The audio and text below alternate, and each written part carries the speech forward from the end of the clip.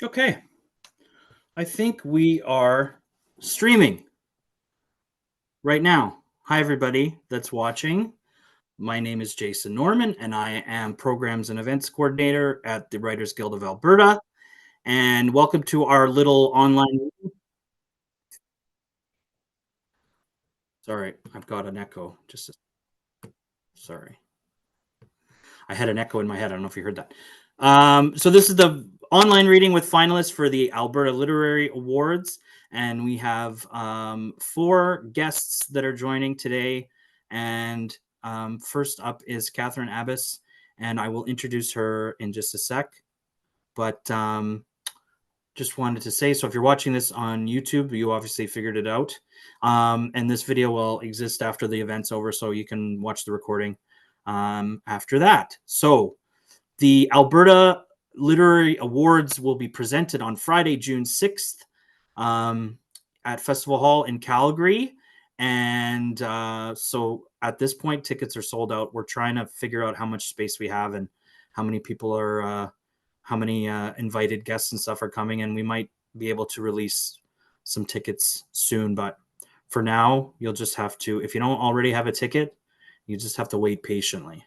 And everybody in this room is gonna have to wait patiently because that's when they find out who the winners are. But everybody that's a finalist has done a fantastic job this year, and we're very excited to have them today. And a lot of people were at the reading in Calgary a few days ago with the finalists. And if you are in Edmonton, we're having the in-person reading with the finalists on Sunday, May 4th. May the 4th be with you. At Audrey's Books at 2 p.m. You can find information on the Writers Guild website or Writers Guild social media. And that's probably it.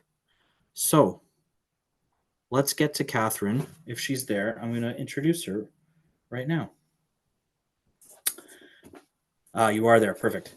Catherine Abbas is a queer, multi-genre writer of Lebanese descent. Her work has been nominated for an Alberta Magazine Award and 3 Alberta Literary Awards. Is that including this year? Or is this the 4th? 3, okay. 3's pretty good. In 2021, she won Riddle Fence Magazine's fiction contest, and she was shortlisted for Room Magazine's fiction contest in 2023. Catherine's writing has also appeared in publications such as Malahat Review, Funicular, Cant House, and Edify, among others. And Catherine is shortlisted for the John White Memorial Essay Award. Is that correct, right? That's for unpublished essay. So I will let you take it away, Catherine. Thank you so much, Jason. It's really an honor to be nominated this year. Yeah, this is my third. I have 4, that'd be crazy. I am nominated in the nonfiction category, even though I'm more so like a fiction writer. That's kind of where I've done more of my publishing and such. But this essay kind of came out of an invitation, actually. Edify magazine's editor-in-chief, Omar Muallim, was putting together an anthology of stories called Back Where I Came From. It's a really amazing anthology. I'm not in it, but I did write this essay kind of in the hopes that it would make that collection. And it's kind of grown from there. So it's not been published, but I was really glad to have written it because it helped me explore just a lot of the different, I guess, intersections of like language and culture and belonging and food and home and all of these kind of disparate elements that I think for a person who doesn't have a direct connection to a place far from here, maybe struggles to put those pieces together. So this was my attempt to kind of bring some more, I guess, of that like Lebanese culture that I felt was in me more to like the forefront of my day-to-day life. And I started through cooking. I thought that was going to be an easier way in than something like language, although I am working on my Arabic still. So I wrote this piece called Grateful, and it's primarily about me trying and failing to make a big Lebanese dinner for my friends. So I'm going to just read the opening kind of excerpt from this piece. And it starts with a part of a letter from my Jiti, my grandpa on my dad's side, to his wife, my Siti, my grandma on my dad's side, when he himself made a trip back to Lebanon, where he's from, back in 1978. So I will open with that little bit of the letter and then jump into my words. So this is Beirut, April 1st, 1978. Dear Anne and my excellent family, to describe my happiness in seeing this country and meeting our relations, well, it defies description. I should not have come without you, Annie. You would be pleased beyond your wildest dreams. It's amazing how I am speaking Arabic. It seems my Arabic was lying dormant in my head. We, that is, Mary, Johnny, and I, are staying in the Kordahi's home. I must admit their food is good, but cannot compare with the way you make Arabic food, Annie. You are always on my mind, and every good thing that happens, or when I see something pleasing, I say to myself, wouldn't Annie love to see this? All our relatives send you their very best regards. I hope to visit the people on your side, Annie, but most of that is impossible because of the events. All my love to my family, particularly my wife, whom I love very dearly, your husband, Joe. I stand in the middle of an empty road, the blue above me blanketed by a single expansive cloud. It's April, mid-teens weather-wise, typical for Lebanon this time of year. The cedars are short, few and far between. More popular are the knee-high shrubs that dot the landscape. In the middle distance, modest hills stand like a wall of soldiers in defense of the western mountain range, snow-capped and stoic. Up the street is a squat beige building. Cinder blocks are stacked against the wall of a garage, its tin roof protecting a mountain of sawdust. Out front is a mint green sign, an illustration of the landscape's hills and trees. Arabic communicates the building's purpose, but I can't read it.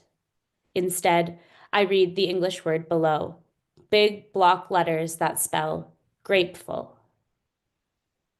Of course, I take this stroll on Google Maps, myself a faceless orange man on Street View. It's October, not April, and I'm in the same Alberta city my parents moved our family to when I was 5. I have never been to Beirut, Beit Lahia, Marioun, Bertroun, the Bekaa Valley. I've never been anywhere my ancestors would have called home. With Syria above it and occupied Palestine below, my dad swears Lebanon will not be fit to visit in my lifetime. I'm struck by the knowledge that it takes only a day to get almost any place in the world. How many days will make up my lifetime? It's strange to think that at no point will things feel safe enough for my father. And perhaps that's because he himself has never gone. When his brothers journey to Lebanon, they return with horror stories. They don't tell of the mountains or the cedars. They are put off by demonstrations of poverty that don't sound any different from what they might encounter in Montreal or New York or Rome, places my uncles have not just visited, but lived. None of Jiti's and Siti's children are fluent in the language they heard growing up. Scraps of their own licked the shores of tongues at family gatherings, but no more than morsels ever stuck. As a schoolboy, my Jiti had been victim of what he said in a different letter to Siti was prejudice. His children would not be subjected to the same treatment. They would speak English. And they did.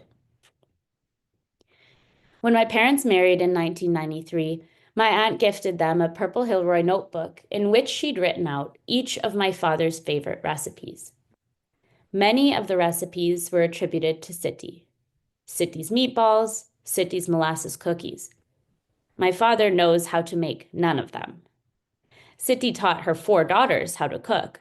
Why would she teach her sons? My father has a very Western palate. Of the notebook's 20 recipes, only the last bears any observable connection to place: Lebanese salad dressing. Olive oil, vinegar, garlic, and mint, salt and pepper to taste. I did not learn how to make Lebanese food because my father did not learn how to make Lebanese food because my father is not one of my city's daughters. But when my doctor recommends I try a Mediterranean diet for the sake of my liver, I decide to give it a shot. At the El Safadi Mediterranean supermarket, I push the entrance door to learn I must pull it. My last visit here was for pita and amardine. With my dad beside me, the grocers called me cousin. But tonight the aisles are quiet. I pass a table full of sfiha, tempted to forego the entire cooking process and just pick up a platter instead.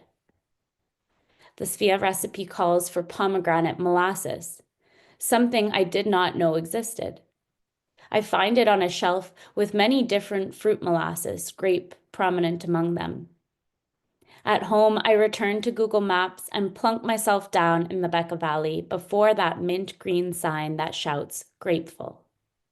One search tells me that Grateful is the name of a Lebanese manufacturer of grape molasses products. I wouldn't have thought to look for it at the Mediterranean supermarket. I had a list from which I would not stray. And I think I will end it there. Thank you. Thank you so much, Catherine. And who was that? Who was that handsome boy that was stretching in the background there? That's Angelou. I didn't know if you'd see that, but yes, that's my dog. He's on the ground Just now. got a glimpse. I was happy to see him. Thank you. That was beautiful. Thank you so much. So our next reader is E.C. Dorgan.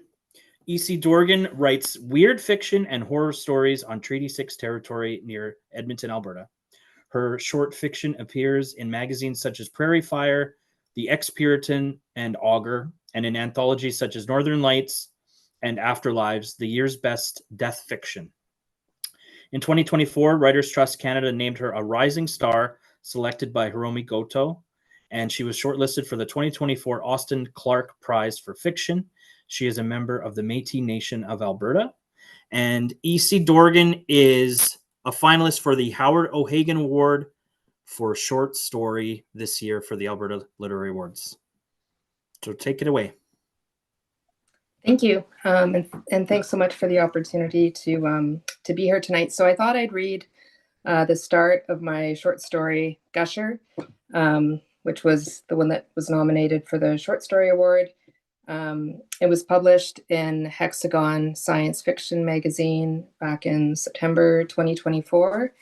And I guess it's kind of an Edmonton story, and also the result of watching too many vampire movies as a teen.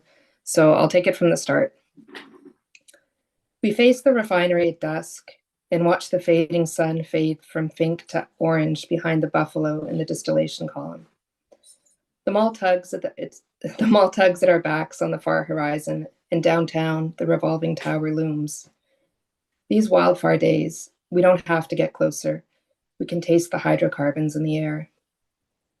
I like to pretend that this is more than an oil city, that the refinery is a moon station and the downtown and mall are planets, or that the buffalo are still thundering along the North Saskatchewan, not penned in a nature preserve beside a refinery. Tonight it's not enough to breathe it. Me and Billy are hungry. His eyes flash iridescent, and he points to the distillation tower with a whirlless finger. I hike up my dress, and we climb it like spiders.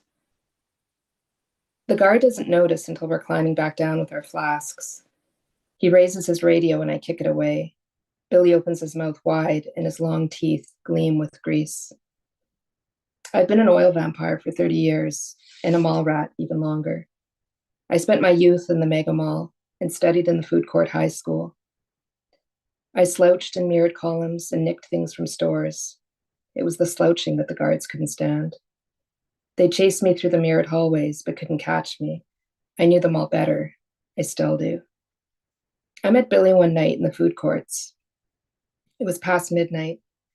Billy was at his own table, staring into nothing. His eyes had a sheen. I thought it was drugs, but I was wrong. He said, "Hey." I said, "Hey," back. Billy came to Leduc in the 1947 oil boom. He grew up in the Ottawa Valley, the fourth generation of lumberjacks. Now here in the West, he wears cowboy shirts. He still says his R is funny. I haven't aged since that first night I met him. I still dress like it's 1993. Baggy white jeans, long floral dresses, choker necklaces, flannel shirts, dark lip liner, no eyebrows, grunge forever. I thought it would be like in the movies. Me and my best friend Amy watched them in the theaters. We'd buy tickets for matinees, then hide out in the bathroom between showings. We'd sneak back and forth into the theater for the next run. We watched and rewatched vampire movies in the mall for years. That first night with Billy, I asked him about his maker. I imagined it was an old one from somewhere across the ocean, but Billy said he was something different. He said he was born with a steam engine, but I wasn't listening. I was staring at his long teeth, at those siphoning canines. He put one tooth in a silver flask and the other one deep in my wrist. Instead of sucking my blood, he pumped my veins flush with crude and oily vampiric saliva. I looked up at the mirrored ceiling of the food court and watched an ink spot spread in the back of my eye and then bleed down behind my septum and blossom in the engine of my straining heart. After the refinery, we can relax. We go to bed with a deep ache in our belly, oddly quiet. Our skin isn't so fragile, and we don't have to worry about brushing a hand or shoulder against the yellow-starred wallpaper and unleashing a hot torrent of crude. We feel so good in the morning that we go to the mall. We don't have bus change, but Billy glares at the driver until he holds the door open for us. A screen on the bus flashes headlines, and we see the word refinery in the black and white blur of my floral dress. Me and Billy meet eyes. Did the censors somehow catch us? At the mall, Billy beelines for the theme park. He only plays one game, trying to land a plastic donut around a glass bottle. He pays $4 to the kid running the game, and I can see the kid thinking, what a sucker. Billy will never believe the game's fixed. I know better. The game bores me, so I wander. This mall is bigger than Billy knows. When I was a mall rat, I'd sit in my math in the mall class and count all the possibilities. With the parking lots added, they're limitless. I've been walking these halls for decades, and there are worlds I haven't discovered. I can feel them. My life with Billy is so much smaller. I walk by farmers in suspenders taking pictures at the pirate ship. Outside the water park, I pass a mob of preteens. I show them my teeth, but they're busy with their phones. I take 2 escalators and pause at the mini golf to sniff at the hydrocarbons in the fake grass. 7 corridors later, I reach my special place. It's the smallest food court of them all, also the most ancient. The lighting's dim, and there's no elevator music. The only sound is distant water fountains. Billy doesn't know this place exists. Most of the restaurants are long closed. Now there's only a muffin place and a hamburger counter. The movie theater stopped showing movies years ago. Me and Amy went to the newer theaters. We joked we'd come here when we were old. But it's the back of the food court that draws me. The banner's still hanging from the ceiling, proclaiming the high school in the mall. I'm dead inside now, but when I look at it, I almost feel something. The food court's deserted, so I have my choice of tables. I sit down and stretch out my feet, and something in my gut twinges. I wipe my palms on my jeans and they streak. I'm hungry for oil, not food, but I walk to the hamburger counter anyway. My eyes catch on a condiment called buffalo, and I think of the ones beside the refinery and let out a chortle. The server puts down her paperback. Are you ordering? I sniff the griddle, but behind her, but there's only dried meat. It repulses me. The server mutters. When I turn back to my table, there's an old woman sitting in my chair. Billy says to avoid strangers that they're always trouble. I once asked him why then did you speak to me, but he said that was different. I sit down with the old lady to spite him. Her eyes are avian, and she holds out a toonie. For tea, she says. I shake my head, and she presses the coin into my bicep. I move back, and she pushes harder. The toonie leaves an imprint in my skin. I have a vision of an oil gusher spouting from my arm and pooling, so I take the damn coin to the hamburger counter. The server tells me tea is $2.50. I don't move. Eventually, she swears and turns on the kettle. When I return with my tea, the old woman has her back turned. I was young for a long time, she says. She's facing the theater and her head bobs when she talks. I fumble with my tea, my smooth fingers not finding traction.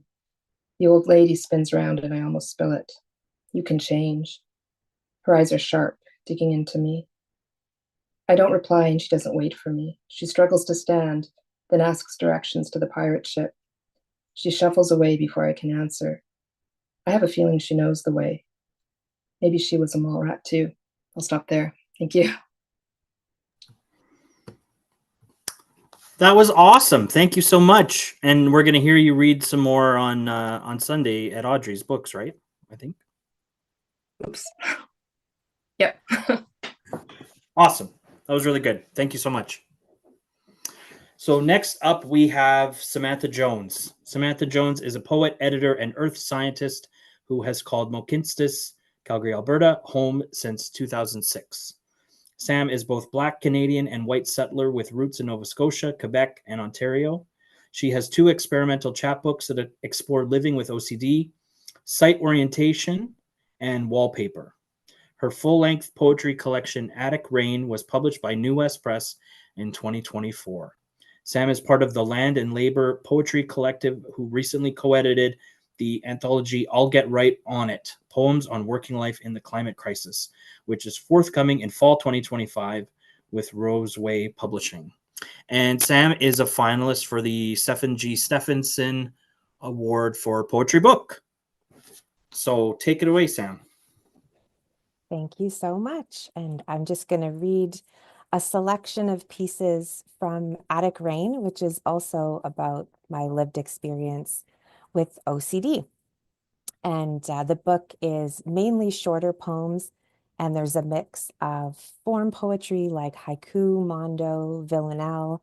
There are free verse poems, and there are also experimental forms, including some visual poetry and kind of poetic cartographies and sketches. So I'll give you a feel for some of the different styles in the book. OCD haiku. River swells with melt. Think about raising items 2 feet off the floor. Hot afternoons seed cumulus clouds and anvils, compromise the roof. First night cold enough for the furnace to kick in, dreams of pilot lights. Deep freeze encroaches, walls with vapor barriers, pray the pipes hold strong. Botulism villanelle. Thumbs trace circles on aluminum cans, stopping to linger on each accrued dent, dispelling worries of my buying hands. Weekly ritual, detailed grocery scans, perusing for lids peaked up in small tents. Thumbs trace circles on aluminum cans. Careful attention to product lifespans. Mindful shopping, a relief from torment. Dispelling worries of my buying hands. Pantry abundant with weeks of meal plans. Outcomes differ from well-meaning intent. Thumbs trace circles on aluminum cans. Inspecting dropped food as soon as it lands. Disposing items disfigured or bent. Dispelling worries of my buying hands. Double check before pouring into pans. Persistent, consistent need to prevent. Thumbs trace circles on aluminum cans. Dispelling worries of my buying hands. One of the things that I found really amazing and insightful for myself when I was writing this book is prior to this, I mostly wrote free verse poetry, but I found that so many of the forms like villanelle were really useful in holding the content related to communicating about OCD, the repetition, how things are appearing but in different configurations, and mixing and matching with some of the ways that these intrusive thoughts or behaviors might manifest themselves in different ways. Home, bitter home. Once I have settled for the day, night, weekend, it's easy to keep an eye on things, on a path forward, free from fog, tuned to connections that turn on and off. Once I've settled on a path forward for the day, night, weekend, free from fog, it's easy to keep an eye tuned to connections on things that turn on and off. I end up with an iron that sits in its box for years before I give in and loan it to house guests who don't know the way things must sit on their own, disconnected, disarmed, the code of conduct surrounded by a nothingness, empty space that fire can't jump, who don't know the code of conduct, the way that things must sit surrounded by a nothingness, on their own, empty space, disconnected, disarmed, that fire can't jump. I skip the home listings with gas ranges, kitchens to visit again and again. The worry would smother me. Attic rain. Thoughts rise on warm air and wrap the rafters, beams embraced by crystals, a closing hollow, one delicate layer over another, deposits lining the inside of an icebox. The threat of melt is always present, and on the day I least expect it, this deep freeze will end and it will all come pouring down.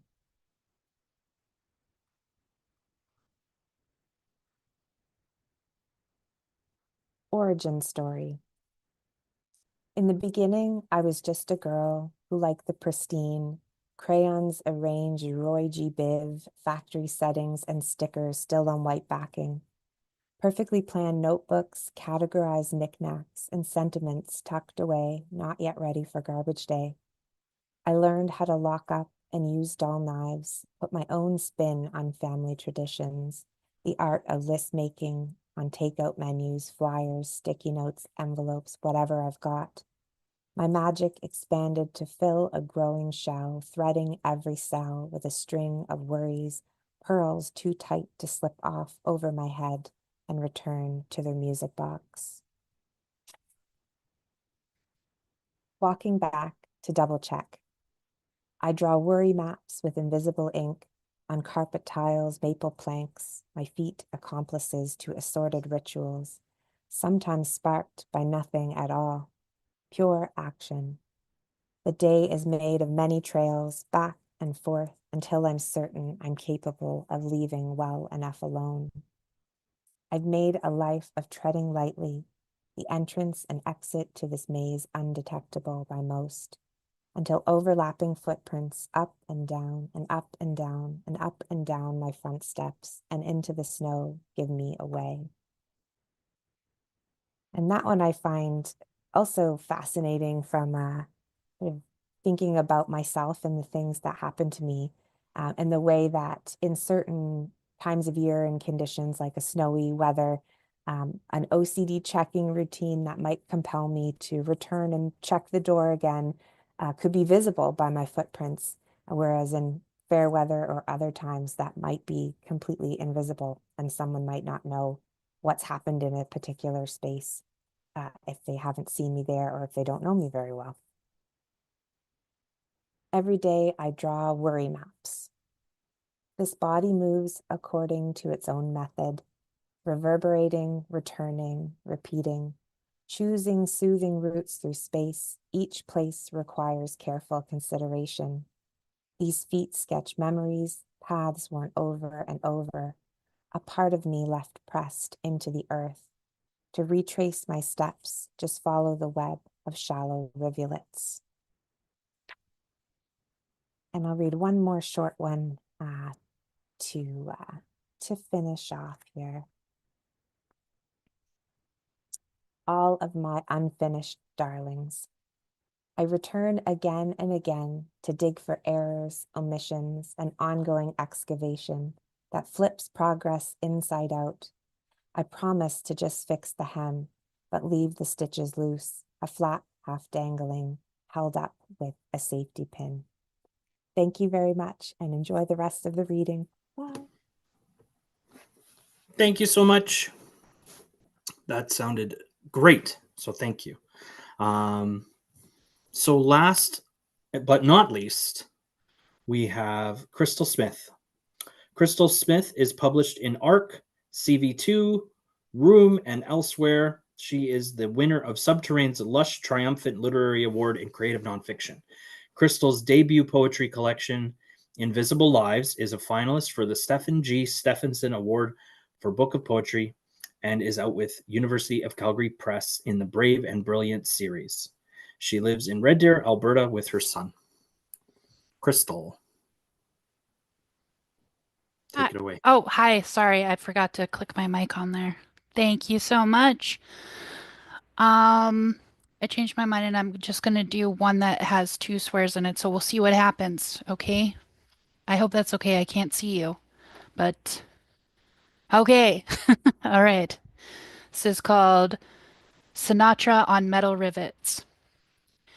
Do you know what's strange about losing a connection to a person? Sometimes there's a phantom pain, appendage, a conduit in between, a leg to send love messages, an arm to hold the space, fingers to weave shadow boxes, and necks to bear the weight. Do you know in between, I've learned there are steps to writing a good poem, a Canadian poem, a womanly poem, a poem from the prairies, from the Rockies, from the black fly cottage swamps out east, snakes piling up in Manitoba, fill a white plastic bucket with coils, let them slide free. Here's what I know. Write about Leonard Cohen. All the deep writer girls talk about the dark holes of their belly buttons, their fingers running on their tummies. Grab a mic and pull it close. Sinatra on metal rivets. And croon Cohen. Croon it long and slow and urging. Sing about dusty guitars and men gone to oil rigs, men gone to cowboys, men gone to alcohol, gone to pickup trucks and waterproof boots, to brothels far off from White Avenue, gone to daddy, gone to Greece, gone to aching, longing, fucking, fighting, to a mistress in a swanky hotel, someplace far away, like Toronto. Add seas of golden wheat swaying under endless prairie skies. Draw a doodle to handcraft perfection, plastered to a hope chest, lacquered to freeze the moment when he says he believes in you. Remember it all enough to write it down. Think always of missing arms and legs and hands and necks, holding up faces, familiar but impossible to recognize. Play those memories like it's motherfucking Groundhog Day, and you're Bill Murray, and you just don't give a fuck. Master the piano, let your wrist jiggle to make some vibrato on your violin. Be alone, always alone. Watch how the yellow lines curve along Highway 97 North. Stop your car in Enderby and cry. Okay, this next piece is called The Excavation of Ponce de Leon, and it is about my time that I apprenticed with a midwife in my early 20s. I'm living where settlers displace the Shoshone, convergence of the Lemhi River and the River of No Return, pot-bellied stove near small hardwood floored rooms from the 1920s. Perhaps a miner and his family lived here once. Drifting in from Gilmore or Leesburg, places now forgotten in the Bitterroots.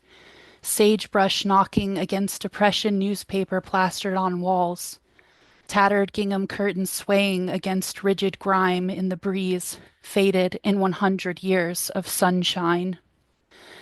They say Sacagawea came from this place. A carved statue of her holding her baby is all that remains, greeting German tourists at the front of a nature center with winding gravel paths.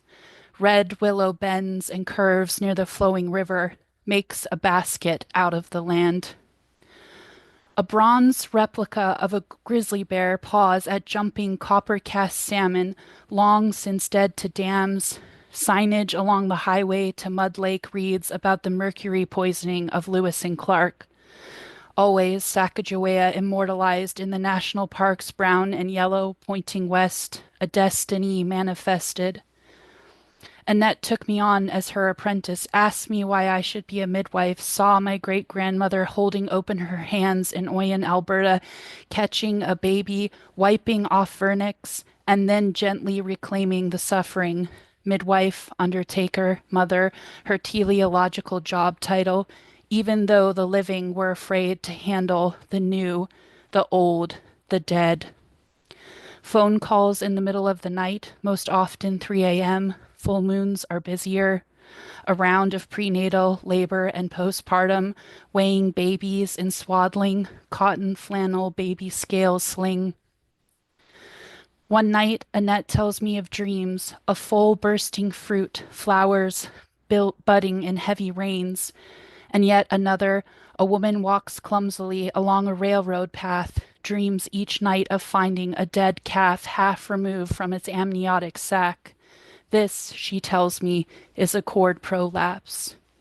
Place your hand gently on the baby's head, watch the posterior fontanelle, push up to allow flow through the umbilical cord. Call 911. We women, unafraid, stand in the pools of water that come between our grandmother's legs.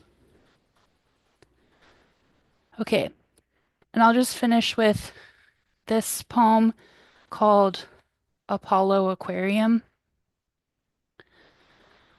I loved silver threads, magician scarf theatrics in lines of your brow.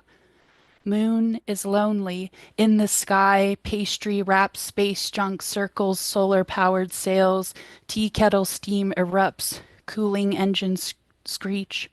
Plastic orb births loose leaf paper. Mechanical pencil scribe writes Cassiopeia across mid-Atlantic night. Stars munch crumpets, floss satellites from teeth. You were machine reverbs, caught in super oil novas. Rusted truck, rusted man's throat closed over cabaret sounds. This one's for the boys, for lanterns folded in Jupiter winds, for Ethernet cables burrowed in skin. Pour one out. Colonists sent to Mars, hopscotch across red dirt, collect WD-40 rocket joints, soft missile pocket retina shapes, seashell Madeline, UFO macaron, llama animal cracker turns to dust, hourglass mouth water falls calcium, chalk at your feet. I loved you, round, pale, metallic nettles, butter bread telescope, dark side moon. Thank you so much for allowing me to share my work tonight and for hearing everybody else's work. Thank you. Thank you so much. I'm going to put it on the gallery view if people want to say or wave or say goodbye. I want to thank Sam and Catherine and Crystal and EC for joining us today. Everybody was so great. I just want to say two more things. Everybody's sound was so good. All your like mics, like everybody's sound so good. And everybody stayed to watch everybody else. I always think that's super nice. Even when you're online, you could probably just like leave and people got stuff to do. So thank you very much for staying to support your fellow writers.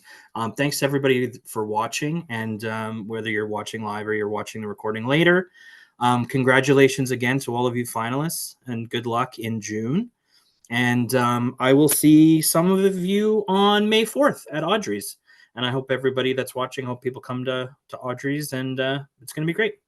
So thanks, everybody. Have a good night.